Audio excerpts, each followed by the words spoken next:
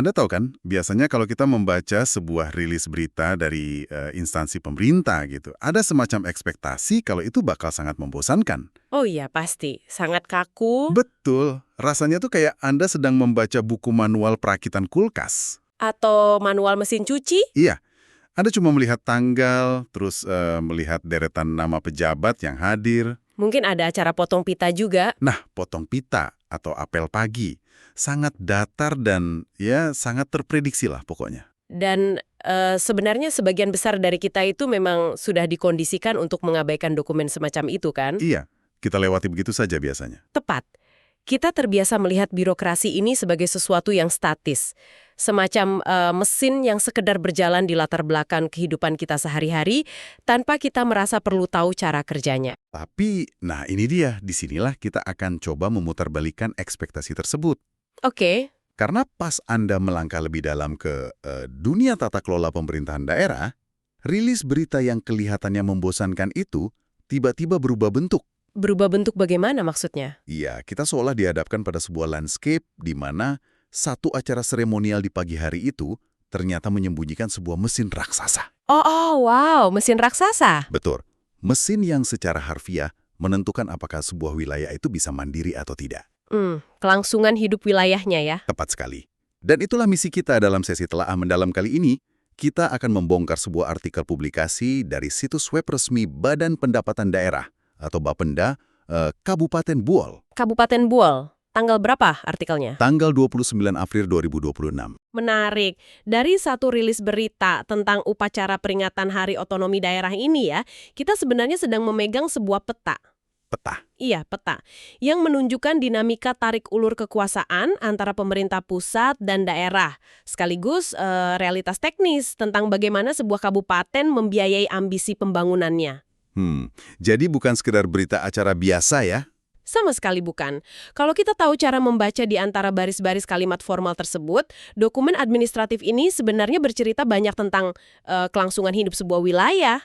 Oke, mari kita bedah ini bersama-sama. Kita mulai dari panggung utamanya dulu deh. Boleh. Berdasarkan teks, ini adalah upacara HUT Otonomi Daerah atau biasa disingkat OTD ya, yang ke-30. Yang ke-30 ya. Dilaksanakan pada hari Senin, tanggal 27 April 2026.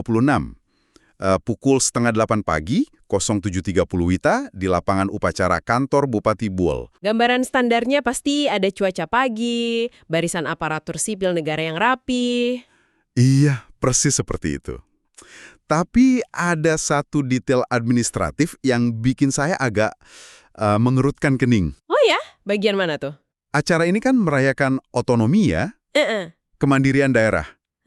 Tapi ternyata dilaksanakan secara spesifik sebagai tindak lanjut dari surat arahan Kementerian Dalam Negeri melalui Dirjen Okda. Iya. Bahkan ada nomor suratnya di teks itu. Nomor 102.1-71274 OTDA. Isinya memuat petunjuk teknis pelaksanaan upacara. Yang sangat mempesona dari hal ini adalah ironinya sangat terasa, bukan? Sangat terasa. Maksud saya, bayangkan analogi ini deh. Otonomi daerah itu rasanya persis kayak seorang anak yang akhirnya pindah dari rumah orang tuanya untuk hidup mandiri. Oke, ngekos atau beli rumah sendiri gitu ya? Nah, betul. Si anak ini diberi kunci rumahnya sendiri, kebebasan mengatur keuangannya, merenovasi kamarnya sesuka hati. Tapi, pas di hari perayaan kemandirian si anak ini, orang tuanya masih mengirimkan surat resmi. Surat instruksi dari orang tua? Iya. Surat yang isinya kira-kira, "Hei, ini tata cara yang benar untuk merayakan hari kemandirianmu. Kamu harus bangun berdiri jam 7:30 pagi, dan ini tema yang harus kamu ucapkan." Bukankah itu sedikit paradoks? Analogi anak yang pindah rumah itu menangkap permukaannya dengan sangat baik. Tapi kalau kita gali lebih dalam lagi, apa yang teks ini rekam tanpa sengaja adalah psikologi tata kelola desentralisasi kita. Psikologi desentralisasi. Maksudnya pusat masih ragu gitu. Ya, pusat memang memberikan wewenang kepada daerah untuk mengurus rumah tangganya sendiri. Tetapi pusat itu punya ketakutan inheren akan hilangnya kendali atau kohesi nasional. Takut daerahnya jalan sendiri-sendiri tanpa arah? Tepat. Jadi mereka menggunakan acara-acara seremonial seperti upacara ini sebagai semacam jangkar. Jangkar untuk menarik mereka kembali ke pusat. Betul. Ini bukan sekedar paradoks. Ini adalah desain sistem yang sengaja dibuat. Kita sering menyebutnya sebagai otonomi dalam bingkai kesatuan. Oke, jadi intinya membiarkan daerah berkreasi, tapi tetap memastikan mereka berbaris dengan ritme yang sama setiap kali pusat meniup peluitnya. Persis. Dengan mengatur detail teknis seperti jam pelaksanaan dan tema upacara, pusat sedang mengirimkan sinyal hierarki ke bawah. Sinyalnya berbunyi, Anda mandiri, tetapi Anda tetap bagian dari orkestrasi nasional. Benar sekali. Ini untuk menjaga agar ritme dari ribuan daerah di Indonesia itu tetap selaras. Nah, kalau kita lihat temanya yang tertulis dalam teks, itu semakin mempertegas poin ini. Oh iya, temanya. Temanya di upacara tersebut mengusung kalimat, dengan otonomi daerah, kita wujudkan Astacita. Astacita. Nah, ini dia. Ini bagian yang memancing pertanyaan kritis saya. Astacita, itu kan terdengar sangat megah ya? Sangat. Sebuah visi kesejahteraan berskala makro. Iya, makro sekali. Tapi mari kita realistis sejenak deh. Oke. Bagaimana mungkin sebuah kabupaten yang mungkin skalanya tidak sebesar kota-kota metropolitan raksasa, diharapkan bisa mewujudkan sesuatu sebesar Astacita, hanya bermodalkan otonomi? Pertanyaan yang bagus. Maksud saya, otonomi kan sekedar status administratif ya. Status itu tidak membangun jembatan atau rumah sakit. Anda menyentuh inti permasalahannya. Jargon birokrasi seperti Astacita ini seringkali mengawang-awang dan terputus dari realitas lapangan. Terlalu tinggi di awan. Betul. Teks tersebut memang menyebutkan komitmen pemerintah dalam memperkuat otonomi yang efektif, transparan, dan berorientasi pada kesejahteraan masyarakat. Tapi pertanyaannya, instrumen apa yang menjembatani jargon besar tersebut dengan realitas kesejahteraan di bawah? Nah, apa itu? Jawabannya justru ada pada daftar absensi di lapangan upacara itu sendiri. Maksudnya siapa saja yang hadir di lapangan? Iya, karena mewujudkan cita-cita sebesar itu, pasti butuh lebih dari sekedar tepuk tangan dan baris berbaris, kan? Oh, jelas. Butuh modal, butuh uang. Dan disinilah, kehadiran salah satu instansi di lapangan itu menjadi sangat-sangat krusial. Saya paham arahnya. Teks secara eksplisit memang menyoroti kehadiran Bapenda Kabupaten Buol. Betul sekali. Mereka disebutkan hadir memenuhi undangan yang mengharuskan pimpinan perangkat daerah membawa 10 orang staf. 10 staf. Kenapa artikel ini merasa perlu mendokumentasikan kehadiran spesifik dari jajaran Bapenda ini? Kenapa tuh? Karena dalam konteks otonomi daerah, Bapenda itu bukanlah sekedar peserta upacara biasa. Mereka adalah ruang mesin dari wilayah tersebut. Mesin pembuat uangnya? Lebih tepatnya, mesin pengumpul bahan bakar. Bahan bakar untuk otonomi ya? Iya, karena tanpa pendapatan asli daerah, otonomi itu hanyalah selembar kertas kosong. Anda tidak bisa mewujudkan kesejahteraan kalau tidak punya kapasitas untuk membiayainya. Paham. Nah, disinilah bagian yang sangat menarik bagi saya. Oke, silakan. Ketika kita bicara soal uang ya, teks di situs Bapenda ini menjabarkannya dengan sangat transparan. Mereka merinci daftarnya. Ya, mereka mendaftar 11 jenis pajak daerah yang mereka kelola. Ini tuh rasanya kayak memegang cetak biru anatomi ekonomi warga Buol. Wow, 11 jenis ya? Betul. Saya mencoba mengelompokkannya nih, agar Anda yang mendengarkan bisa melihat polanya dengan lebih mudah. Boleh, coba kita dengar. Kelompok pertama, mari kita sebut ini sektor gaya hidup dan pariwisata. Oke. Ini mencakup pajak restoran, pajak hotel, dan pajak hiburan. Yang paling sering berinteraksi dengan warga sehari-hari. Ya. Lalu kelompok kedua, ini semacam denyut nadi infrastruktur perkotaan.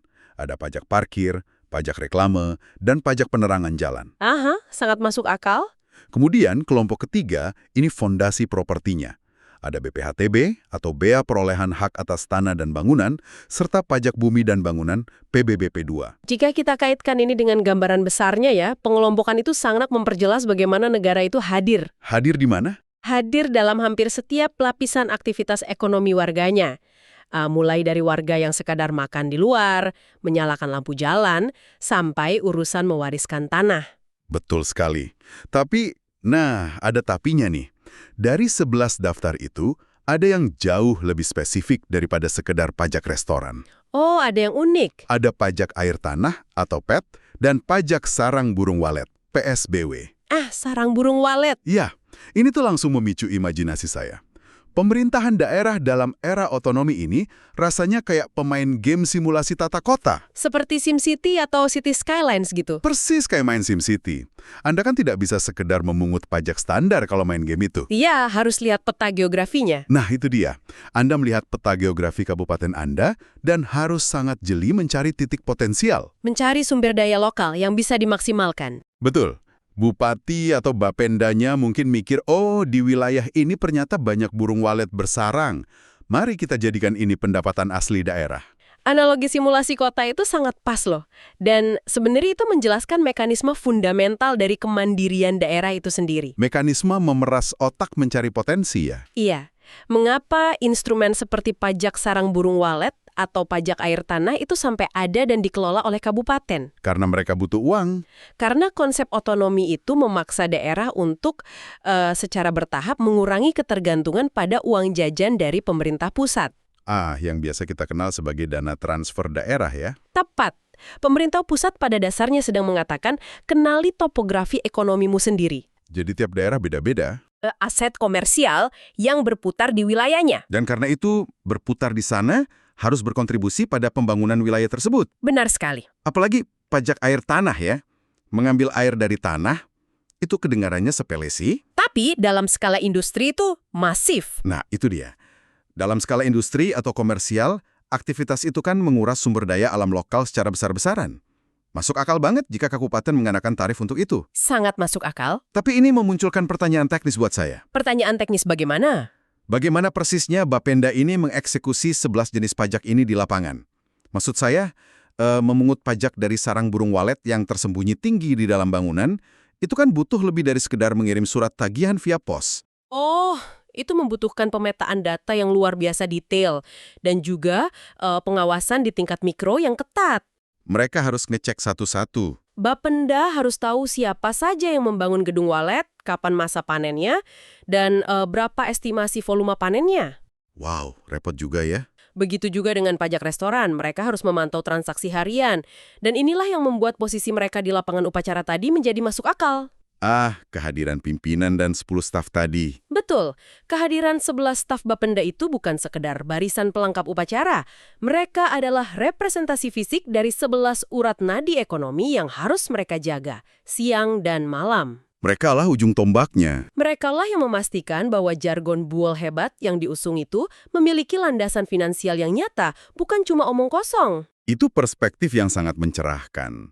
Jadi, mereka benar-benar memikul beban ekspektasi kemandirian itu di pundak mereka. Beban yang sangat berat. Tapi, dan ini adalah kata tapi yang sangat besar ya, realitas di lapangannya pasti jauh dari kata mulus. Oh, selalu ada tantangan di lapangan. Kita tahu persis lah bagaimana pandangan umum masyarakat terhadap penagih pajak. Sejarah tidak pernah mencatat pemungut pajak sebagai pahlawan populer. Iya, menjadi pemungut pajak itu posisi yang sangat tidak menguntungkan secara sosial.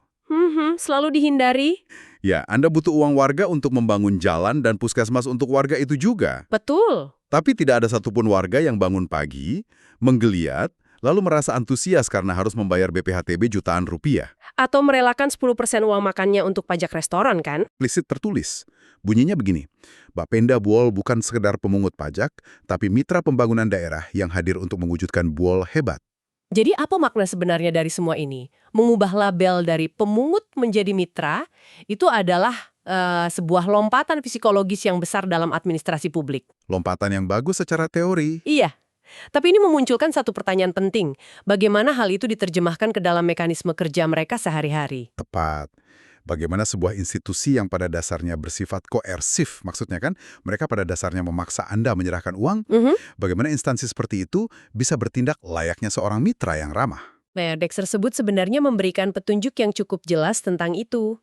Apa petunjuknya? Mereka tidak menggunakan narasi ancaman denda atau penyitaan aset. Sebaliknya, Bapenda mengklaim mereka mengedepankan profesionalisme, transparansi, akuntabilitas, dan inovasi. Inovasi yang seperti apa tuh? Yang paling menonjol bagi saya dalam teks itu adalah penekanan mereka pada edukasi masyarakat. Mengedukasi warga soal pajak. Betul. Jika kita analisis, ini sebenarnya adalah strategi mitigasi konflik. Ketika Bapenda memosisikan diri sebagai mitra, mereka sedang berusaha membangun apa yang mereka sebut sebagai budaya taat pajak yang berkelanjutan. Budaya taat pajak yang berkelanjutan.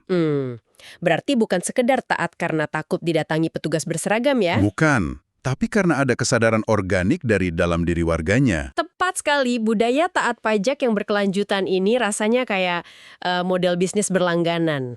Kayak langganan Netflix atau Spotify gitu. Persis. Anda membayar langganan layanan streaming itu karena Anda melihat nilainya, melihat keuntungannya, bukan karena Anda diancam atau dipaksa, kan? Iya, karena saya mau nonton filmnya. Dalam konteks pemerintahan daerah ini, Bapenda mencoba meyakinkan pelaku usaha restoran atau pemilik gedung walet tadi, Bahwa uangnya tidak hilang. iya, Bapenda ingin mereka paham bahwa uang yang ditarik ini bukanlah uang yang hilang menguap ke dalam lubang hitam birokrasi. Terus mengalirnya kemana? Uang itu diinvestasikan kembali ke ruang hidup mereka sendiri.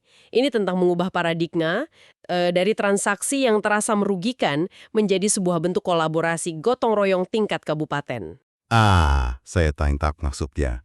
Dan teks tersebut memang menyebutkan bahwa ini dicapai melalui kutipannya sinergi dengan instansi lain, pelaku usaha, dan masyarakat luas. Sinergi adalah kata kuncinya di sini. Ya, saya membayangkan sinergi ini berarti Bapenda itu tidak datang ke tempat usaha dengan gaya preman yang menagih utang.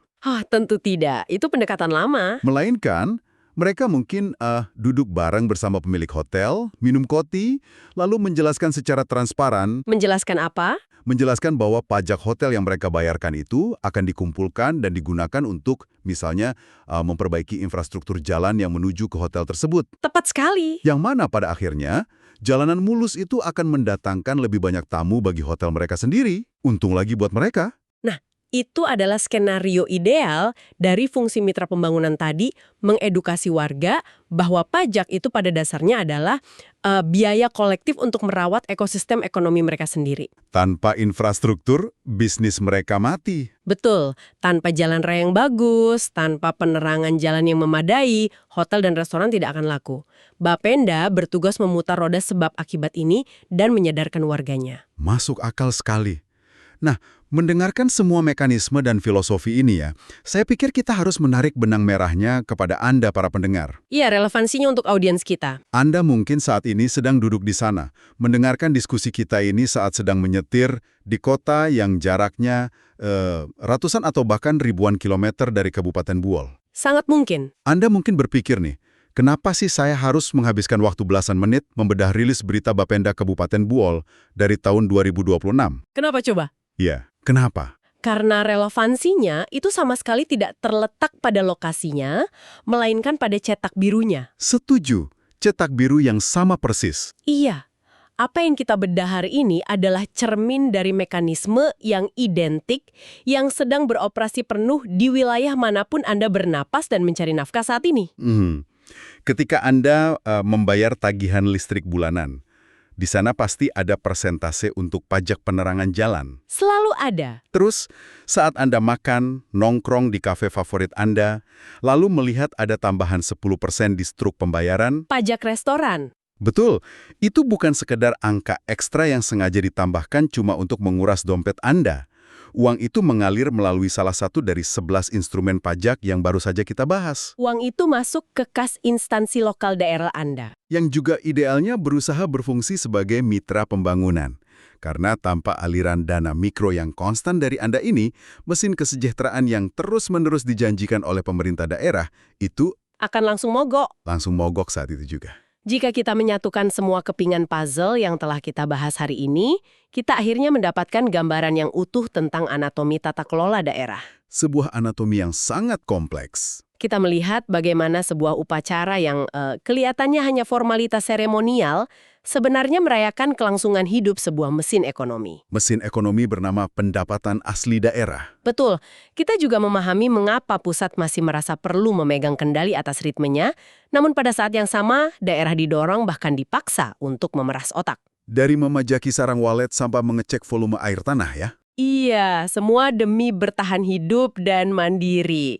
Dan kita juga melihat transisi psikologis dari aparatur pemerintah itu sendiri. Transisi dari pemungut jadi mitra. Tepat. Mereka harus berevolusi dari sekedar birokrat penagih menjadi komunikator publik yang andal, yang harus mampu meyakinkan warganya akan pentingnya pajak. Wah, ini benar-benar sebuah perjalanan bedah teks yang sangat padat dan membuka wawasan. Sangat komprehensif. Berawal dari sekedar laporan lapangan upacara pukul 7.30 pagi tanggal 27 April 2026, lalu kita menelusuri surat edaran Kemendagri, Membedah 11 jenis pajak daerah, sampai akhirnya mengeksplorasi filosofi Bapenda untuk mengubah paksaan menjadi kemitraan. Rasanya sulit untuk melihat berita kegiatan pemerintahan daerah dengan sebelah mata setelah sesi ini. karena selalu ada narasi besar di baliknya. Ya, selalu ada roda gigi raksasa yang berputar sibuk di balik kalimat-kalimat birokrasi yang kaku tersebut. Tentu, namun sebelum kita tutup, dari seluruh analisis dokumen Bapenda Buwani, ada satu pemikiran yang terus bekas di pikiran saya. Oh ya, apa itu? Jika kemandirian mutlak sebuah daerah dan kemampuan mereka mewujudkan mimpi kesejahteraan yang megah seperti Astacita itu benar-benar sangat bergantung pada setiap rupiah pendapatan asli daerah, lalu sejauh mana keterlibatan Anda selama ini? Anda, para pendengar maksudnya? Iya, Anda yang sedang mendengarkan ini, saat Anda membayar tiket parkir di pinggir jalan, atau saat Anda merelakan pajak restoran dipotong di struk makan malam, Anda sadarkah Anda? Sadar akan apa? Bahwa tanpa disadari, Anda itu bukan sekedar penduduk biasa yang patuh pada aturan hukum. Lalu? Dengan setiap transaksi kecil itu, Anda secara harfiah sedang menentukan kualitas aspal di jalanan depan rumah Anda esok hari. Anda sedang memastikan bahwa peradaban kota Anda tetap menyala. Wow. Anda bukan hanya sekedar warga negara. Anda adalah investor harian bagi kelangsungan hidup kota Anda sendiri. Investor harian bagi kota Anda sendiri. Sebuah kalimat penutup yang luar biasa. Tiba-tiba, struk makan malam Anda terlihat jauh lebih berharga sekarang, bukan? Pastinya, Terima kasih telah bergabung dengan kami dalam sesi telaah mendalam kali ini. Teruslah kritis, selalu lihat apa yang tersembunyi di balik teks, dan sampai jumpa di penjelajahan kita berikutnya.